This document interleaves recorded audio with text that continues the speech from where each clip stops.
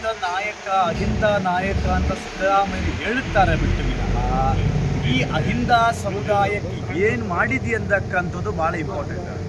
2013ರಿಂದ 18ವರೆಗೂ ಮತ್ತು ಈಗಿನ 2.5 ವರ್ಷ ಹಿಂದುಳಿದ ವರ್ಗ ಸಮುದಾಯಕ್ಕೆ ಮಾಡಿರತಕ್ಕಂಥದ್ದು ಒಂದು ಶ್ವೇತಪತ್ರವನ್ನಾದರೂ ಹೊರಡಿಸಿ.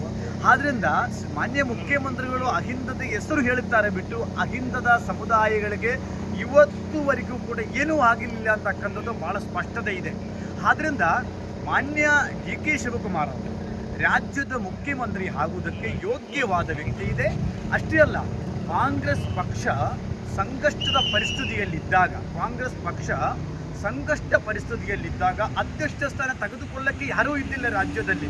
ಆ ಸಂದರ್ಭದಲ್ಲಿ ಕಾಂಗ್ರೆಸ್ದ ಅಧ್ಯಕ್ಷ ಸ್ಥಾನ ತೆಗೆದು ಇವತ್ತು ಕಾಂಗ್ರೆಸ್ಸನ್ನೇ ಅಧಿಕಾರಕ್ಕೆ ರಾಜ್ಯದ ತರುವುದಲ್ಲಿ ಬಹಳ ದೊಡ್ಡ ಪಾತ್ರ ಯಾರು ವಹಿಸಿದ್ದಾರೆ? ಸನ್ಮಾನ್ಯ ಶಿವಕುಮಾರ್ ವಹಿಸಿದ್ದಾರೆ. ಅವರು ದುಡಿದಿದ್ದಾರೆ, ಆ ದುಡಿದಕ್ಕೆ ಕೂಲಿ ಕೊಡಬೇಕು.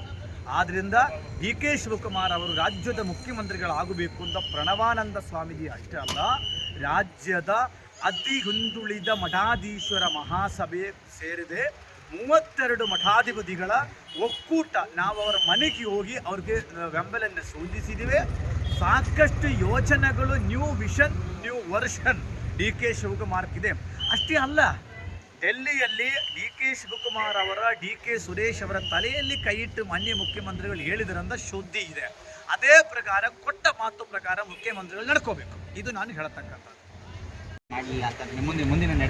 ನೋಡಿ, ಕಾಂಗ್ರೆಸ್ ರಾಜ್ಯದಲ್ಲಿ ಸರ್ವನಾಶ ಆಗುತ್ತೆ. ಕಾಂಗ್ರೆಸ್ ರಾಜ್ಯದಲ್ಲಿ ಸರ್ವನಾಶ ಹೋಗುತ್ತೆ. ಇರದೇ ದೇಶದಲ್ಲಿ 3 ಕಡೆ ನೀವು ಇದು ಇಲ್ಲ ಅಂತಂದರೆ ಕಾಂಗ್ರೆಸ್ಸು ಇವತ್ತು ಉಳಿಸೋದಕ್ಕೆ ದೇಶದಲ್ಲಿ ವಿರೋಧ ಪಕ್ಷ ಇರಬೇಕು. ಅದೇ ಪ್ರಜಾಪ್ರಭುತ್ವದ ಸುಂದರವಾಗಿರ್ತಕ್ಕಂಥದ್ದು.